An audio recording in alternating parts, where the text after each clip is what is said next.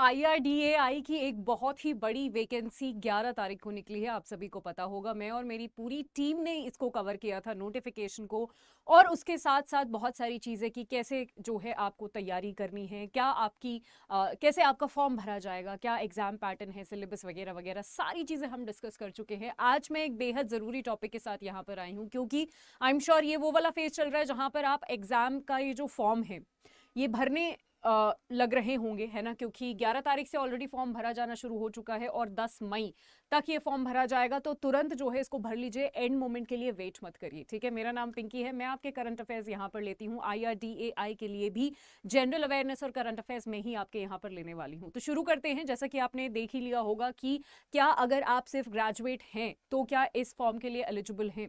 बिल्कुल आप एलिजिबल हैं। कैसे एलिजिबल हैं, क्या कुछ कंडीशंस हैं, वो सारे आज के सेशन में मैं आपको बताने वाली हूँ। तो यहाँ पर भी आप देख सकते हैं, मैं लास्ट डेट आपको बता चुकी हूँ 10 मई है। बट ये मत समझिए कि अभी तो 1 महीना है, हम आराम से फॉर्म भर लेंगे, नहीं, अभी भर दीजिए, क्योंकि फिर बाद में आपको पता है सेंटर नहीं मिलता है। फिर बहुत बार क्या होता है कि साइट काम नहीं करती है, बहुत सारी चीज़ें होती हैं। तो इन सब चीज़ों का जो है आप वेट मत करिएगा।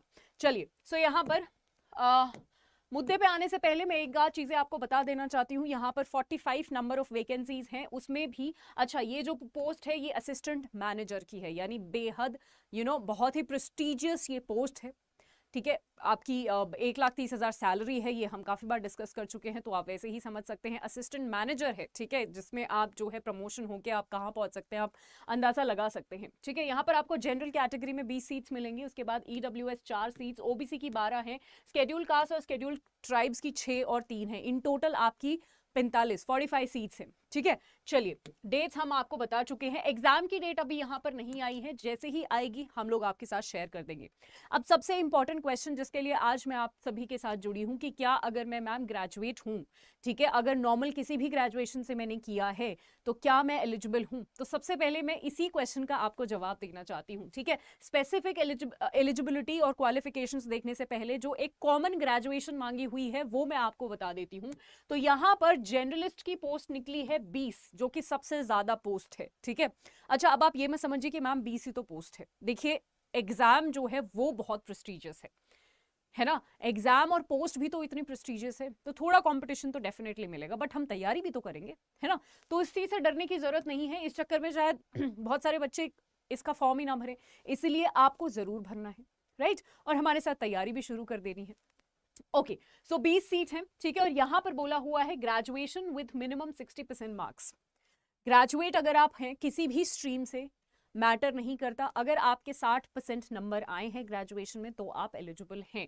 तो ये एक बहुत ही बड़ा रिलीफ है शायद उन सारे स्टूडेंट्स के लिए जिनके पास शायद ये स्पेसिफिक क्वालिफिकेशन ना हो, अगर उसको रिसर्च के लिए अप्लाई करना हो, है ना। तो रिसर्च के लिए इन्होंने स्पेसिफिकेशंस मांगे हुए हैं कि जी आपके पास मास्टर डिग्री होनी चाहिए, या 2 साल की आपकी पोस्ट ग्रेड डिप्लोमा होना चाहिए इकोनॉमिक्स में, इकोनोमेट्रिक्स में, क्वांटिटेटिव इकोनॉमिक्स में, मैथमेटिकल इकोनॉमिक्स में, ठीक है। हो सकता है उन लोगों के पास ना हो, बहुत सारे बच्चों के पास नहीं होती है, सिंपल ग्रेजुएशन होती है, तो वो भी इस फॉर्म को जो है भर सकते हैं जनरलिस्ट कैटेगरी के लिए, ठीक है।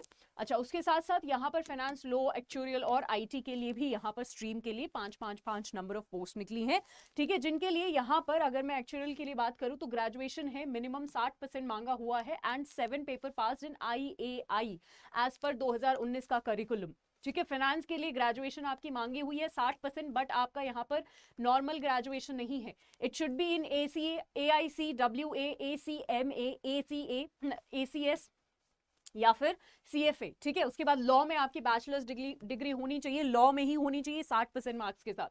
IT में भी आपकी या तो फिर बैचलर्स हो, बैचलर्स आपकी इसमें इलेक्ट्रिक, इलेक्ट्रॉनिक्स, इन सब में होनी चाहिए, या फिर आपकी मास्टर्स होनी चाहिए कंप्यूटर एप्लीकेशन में 60% मार्क्स के साथ, या फिर आपकी बैचलर्स डिग्री होनी चाहिए किसी भी 2 डिसिप्लिन में with a post graduate qualification, minimum 2 years duration in computers information technology with minimum 60% marks, ठीक है।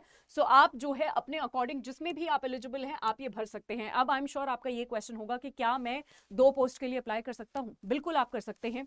एक तो आप जर्नलिस्ट पोस्ट सेलेक्ट यहां पर कर सकते हैं, तो एक तो इस पोस्ट के लिए आप फॉर्म भर सकते हैं।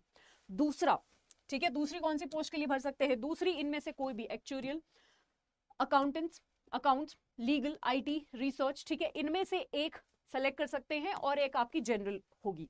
ठीक है, तो टोटल 2 पोस्ट के लिए आप यहाँ पर फॉर्म भर सकते हैं, राइट। सो आपको जो है यहाँ पर चीजें देख लेनी है अपने हिसाब से, जिस भी चीज के लिए आप एलिजिबल हो आप यहाँ से एक बारी फटाफट देख लेंगे।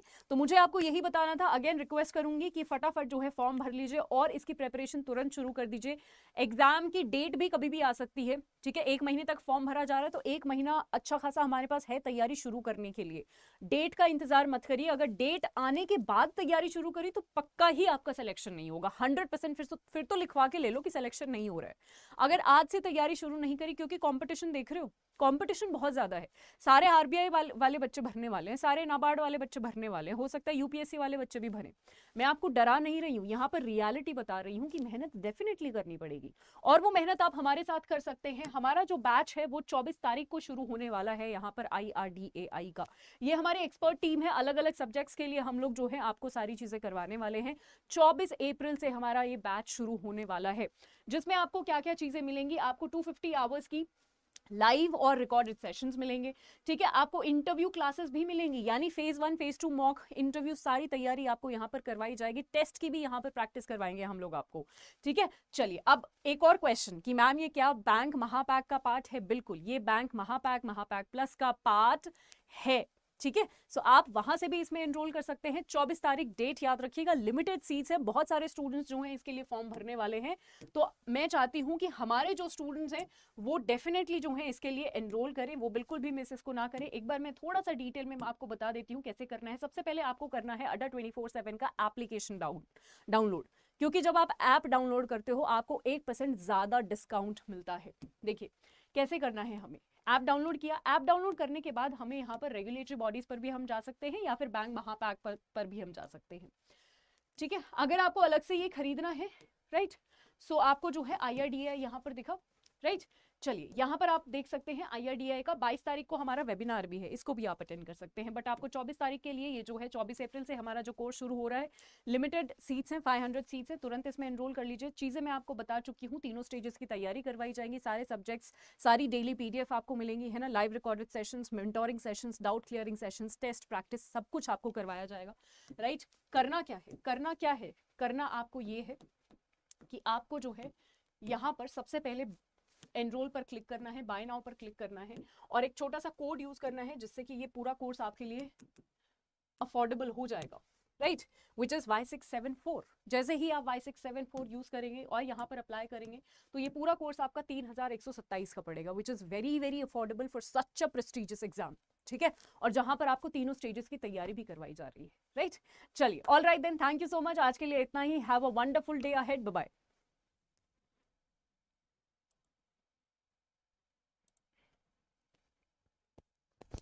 Hello hello hello.